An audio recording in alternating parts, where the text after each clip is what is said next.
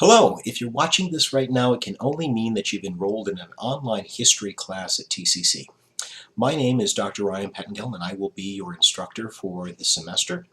Some of you may have noticed the information in Blackboard, may be aware that there's a syllabus available for you to download. Some maybe have not checked that out yet. In any case, what I'd like you to do is put me on pause and go ahead and download a copy of the syllabus. Meet me back here, because what we're going to do in this segment is familiarize ourselves with the guidelines, requirements, and expectations for History 1302. Put me on pause, meet me back here in a second with the syllabus in front of you. Okay, so the first thing that I want to emphasize is communication. This is an online class, and communication is going to be very important. The sooner I know something that's going on with you or a need that you may have, the more options I have to be able to, make this class as enjoyable as possible. And I really want it to be an enjoyable experience. The best way to reach me is always through email. You see my email address listed at the top of the syllabus there. I check that address at least twice a day.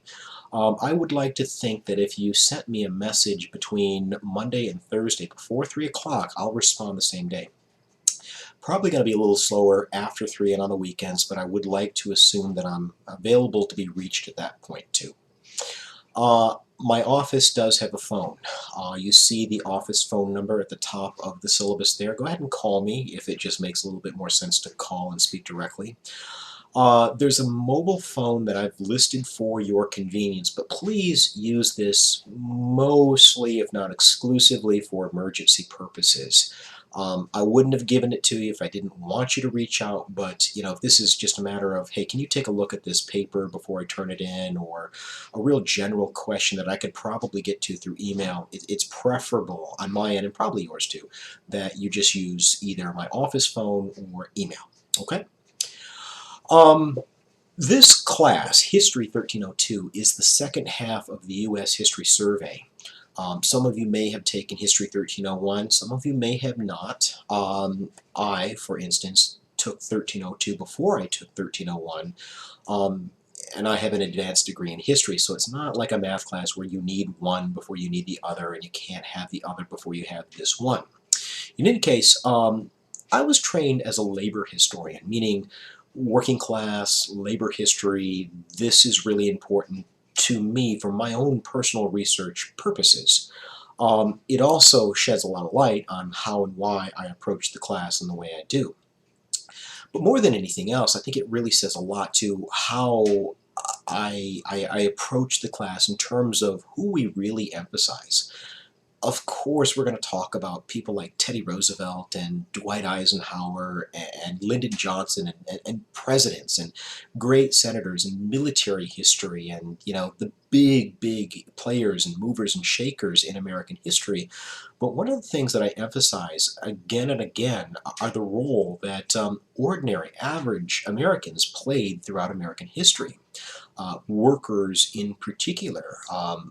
What was the working class experience throughout the Great Depression, and how and why was it so instrumental that average Americans really remade what it meant to be an American citizen throughout the 1930s and early 1940s. Okay?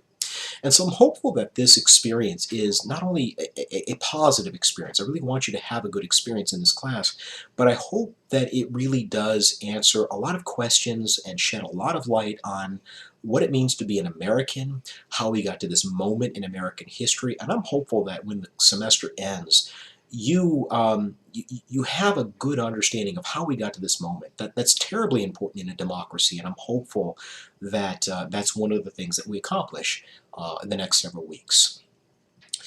The next thing that I want to do with you is go over the required readings, the books that you need for this class. The first one that you need is a textbook, and it's entitled America, A Narrative History. Keep in mind this is History 1302, so you want the second volume. You want volume 2 from 1877 forward. This is the textbook, and the way that I use this in class is not really to test you on one thing or another or use it for paper 2. It's nothing like that. It's mostly a guiding resource and also a backstop that allows you to have a firm grasp on the course information. Now, the other two books, you've got a little bit of flexibility in terms of how you want to appropriate them, so to speak. The first one that you need it very, very quickly here, is a book by Upton Sinclair called The Jungle. Some of you may have some familiarity with this, some of you may have even read this book. It's quite widely read in the United States. The good news is it's very cheap. You can find it virtually anywhere. I've seen it at Barnes & Noble for under $5. I don't care which edition you have, what historian wrote the introduction, what the cover looks like, none of that matters to me. As long as you have the full, unabridged version of The Jungle, you're good to go. The better news, I've provided this book for you already. It's available for you to download in Blackboard. Click on the Course Information tab, and what you see when you click on that tab is a folder entitled Online Texts. And you will see that I've not only provided Sinclair's The Jungle, I've also provided the other book that you need for this class, J.D. Salinger's The Catcher in the Rye. You need these three books very, very soon. You can buy them at the bookstore. They're all available there at the bookstore. You can buy them in an online format, Amazon for instance. Cheaper is better. I really do pride myself on getting students out of this class for under $40, and I'm hopeful that that's your experience as well. There's a lot of the syllabus that I'm going to leave for you to read, mostly on your own time, but I really encourage you to be familiar with the course policies and the expectations, because the syllabus is a binding contract between me and you. Okay? So please don't leave anything to chance. Go through that very thoroughly when you have an opportunity. For right now, the other major goal that I have for you in this class is to develop what I like to think of as academic goals. Critical thinking skills. One of the things that you'll find out very quickly in this class is I don't really care what you think I think. It's not guess what's on the professor's mind so much as it is what do you, the student, think, and more importantly, why do you think it? Critical thinking is a very important skill to develop, and it doesn't matter that you're not going into history as an industry. I don't care if you're planning to become a nurse or an accountant or a law enforcement official or anything. Everybody can benefit from critical thinking skills and strategies, and certainly that's one of the things that we're going to work on to develop in this class. Reading. I'm hopeful that not only does reading come a little bit easier to you after this course, considering I'm going to ask you to do it so much, but you're able to be a more critical reader, and simply because something is written down in a book that was published by Harvard University Press does not make it absolute truth. Okay? So critical reading abilities. And most of all, writing. Writing is a discipline, is a skill that's woefully underappreciated in American life today, and that is going to be something that I hope to develop in this class in the next several weeks. And the good news about developing writing in our class is there's not going to be one assignment that requires you to write 35 pages. There's no assignment in here that's worth, more than 10% of your cumulative grade. They're what I think of as low risk writing assignments, so that if you don't do as well as you want to do, there's always tomorrow, right? You always have plenty of time to make up for it. Okay? So again, these academic goals, I hope that they translate not only to the next level when you get to a four-year university, but when you enter into the professional labor force. What we're doing in this class, and your other classes too, I might add, is developing marketable skills, including critical thinking, reading, and writing abilities. Okay? So in any case, moving on, what I want to do next is talk about the course outline. And if you follow along with me, you'll see the course outline beginning at the bottom of page 3 and certainly on page 4. I want to take you through any typical week, and I'm going to just use week 1 as an example. You'll notice that the course is broken down on a week-by-week basis, and I tell you what we'll be talking about in the themes, issues, and people that we'll be discussing, but you'll also notice that I give you your given assignment for the week. The week-by-week breakdowns tell you what chapter or chapters to read. They tell you whether or not a quiz is due. For example, if you look at week 1, you can tell that there's a quiz due. They will tell you if you have a discussion forum, and I'll talk about what those are here in a moment, but whether or not a discussion forum is due. In some other instances, it will also tell you whether a major assignment's due, an exam, for example, or a paper assignment. All of those things I'll talk about a little bit greater depth here in a second, but you need to really commit that course outline more or less as your Bible for the next several weeks. Refer to it often, refer to it earlier on in the day. Everything that we do complete in this class for assignments is going to be due at 11:59 p.m. So you have the entirety of the day to do it. So if you check that course outline early, you're going to give yourself plenty of time to do whatever needs to be done. Scrolling down a little bit further, I want to talk about what goes into doing well in this class. In other words, the assignments themselves. What I call participation is really what you're going to call the discussion forums. And you're going to have at least one discussion forum due on a week-by-week basis. What these are very open-ended questions. They're not really specific, but what they're designed to do is to get you to really interrogate what historians call primary sources. A primary source. Newspaper article, a report issued by a government agency, an oral interview where somebody that witnessed an event firsthand tells you what essentially went down. These are firsthand artifacts, and they're what historians use to write history. We need to get in the habit of thinking like a historian, and you can't think like a historian unless you analyze these primary sources. So, in addition to Sinclair and Salinger, the online text folder also contains a copy of what I call online readings. And you'll need to read at least one of these things per week. Sometimes more, but at least one. These online readings you will use to answer those weekly discussion forum questions. So for instance, discussion forum 1 could tell you, look to online readings 1 and use at least 2 documents to answer the question. I don't care which documents you use. They could be the 2 shortest that you could find, or one that had a political cartoon on them, and that's the exact reason why you picked it. None of that matters as long as you're doing the actual assignment. Now, to be clear, what I want you to do when you're completing the discussion forums, click on the discussion tab of Blackboard. You will see the available discussion forums. Then click on the discussion forum that you're completing. For instance, discussion forum 1. To make sure that you're getting credit for this assignment, be sure to create a thread, right? You're going to create a thread by clicking that button that says Create Thread in the top left-hand corner. You'll give it a title, Discussion Forum 1, for instance, and then you'll write your response. There's no minimum, no maximum, no word count that's required for completing these. I just need you to engage the central question and clearly have read the work that I assigned, the online reading. Okay?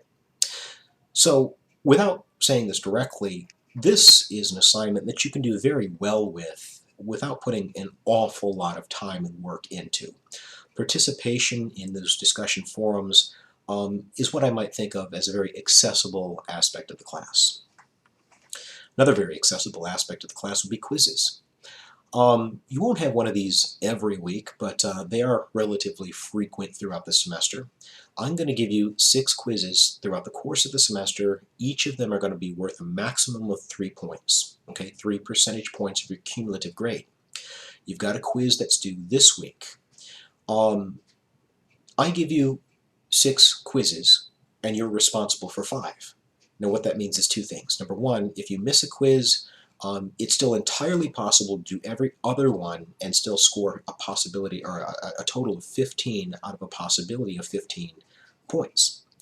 However, if you do all 6 and you do them very well, you can earn up to 3 points of extra credit in this part of the class. Now, because the quizzes are accessible, let's put it that way, there is no makeup policy for them. Once the due date passes in Blackboard, it basically freezes you out of doing that quiz, and the quiz turns into a 0. So pay very close attention to both Blackboard and your syllabus, your course outline, when it comes to completing those quizzes, because those points add up quickly. And again, there's not a lot of effort and time that are put into them. The rest of the class is going to be heavier lifting. There's just no way to put it. Let's start with the papers. You're going to see 2 papers throughout the course of the semester. Each of them are going to be 2 to 3 pages, double-spaced. Everything that you're doing here will be double-spaced. And the papers will each be based off of the readings that I've assigned, both Upton Sinclair's The Jungle and later on in the semester, J.D. Salinger's The Catcher in the Rye. That's why those books are so important. Each paper is worth 10 percentage points of your cumulative grade. There will be a paper question prompt that has already been posted. Right now you can have it if you want it. Already posted in the paper assignments tab of Blackboard. There's also some more very useful resources that will help you write those papers, or at the very least think about those papers. They're available to you as well in this course. The last requirements are the exams. You're going to have 1 midterm exam and 1 final exam. Each of these exams is going to be a combination of multiple choice, short written work, and a long essay. There are review materials that are available to you in the exams tab of Blackboard, ready to go right now, so you don't have to wait, you can download them. One thing I really want to emphasize when it comes to the exams, or any other assignment for that matter, nothing, I repeat, nothing requires you to come to campus. Everything that we do in this class will be completed in Blackboard. There's no reason to come to campus, okay? After the exams, part of the evaluation process, in the syllabus you will be looking at a grading scale. The grading scale, I don't grade on a curve. All that being said, if I have somebody at an 89.5, it's not like I do an evil scientist cackle and give them a B just because I have the power to do so. Generally speaking, I will round up, but please understand, close enough is not good enough in the sense of the grading scale. Makeup policy, makeup work policy. Now keep in mind, as I said for the quizzes, once that due date passes, it turns into a 0. The papers, I will accept a late paper. You can turn it in late, but keep in mind for every day that it is late, it is penalized. So there comes a point in time where the paper is actually going to be worth nothing, even if it's a brilliantly written paper. Exams. If for whatever reason you're not able to take the exam in the slated time to take it, the responsibility is on you to work out a time where we can get that completed, okay? There's a little bit more that you should really pay attention to when it comes to the syllabus after the makeup work policy. Withdrawal policy, for example, you can see the last date to drop this class before it turns into an actual letter grade in your transcripts. Usually if it's ever a question of dropping, it's never a very good grade, so just keep that in mind, keep an eye on that date. There's some issues involving financial aid and especially academic honesty. Keep in mind that I take the issue of plagiarism very, very serious, and there are serious consequences for plagiarizing an assignment. At the very least, you'll fail the assignment. In some cases that are more extreme, you could fail the entire class, okay? Just to make sure that we're all on the same page involving what plagiarism is and how you can avoid it, there's another extra credit opportunity inside the course information tab of Blackboard. There is an assignment called How to Recognize Plagiarism. If you click on that, it'll take you to Indiana University's Writing Center, where you'll be able to register to take a 10-question quiz on what is plagiarism and how you can avoid it. At the end of that quiz, if you answer them all correctly, the system will ask you, would you like to print out a certificate? Click yes, or at least download the certificate. If you upload that into Blackboard, and you'll see where you can drop it in our system, in Blackboard. If you upload your certificate, I will grant you 1 point of extra credit for doing that assignment. That specific extra credit assignment, which can only help you, if you don't do it, it won't hurt you, it'll only help. That assignment's due by the end of the week, this week, okay? A few other things before I let you go. Part of the weekly requirements, in addition to the reading, is watching the video lectures. You will notice that in addition to the readings, there are video lectures that you need to view on a week-by-week basis. You can watch them right in Blackboard. It's just a link to YouTube. And keep in mind, there are terms that I've uploaded right before you click the link to take you to those video lectures. Those are the main ideas and concepts that I want you to be familiar with before that lecture ends. Additionally, they are also the building block of my exams. So if you watch them and you watch them critically, you'll be preparing for the exams at the same time. That's all I have in the way of guidelines, expectations, and requirements. I'm looking forward to working with each of you this semester. Hopefully, this is a very positive experience to you. If you're looking for a few other ways to really maximize your performance, there's another video inside the course information tab of Blackboard entitled How to Be Successful in This Class. This will offer you a few other tips when it comes to maximizing your performance, and I would encourage you to watch it when you have the opportunity. Aside from that, please let me know if you have any questions. Let's have a productive semester, and let's hit the ground running. It's been very good talking to you.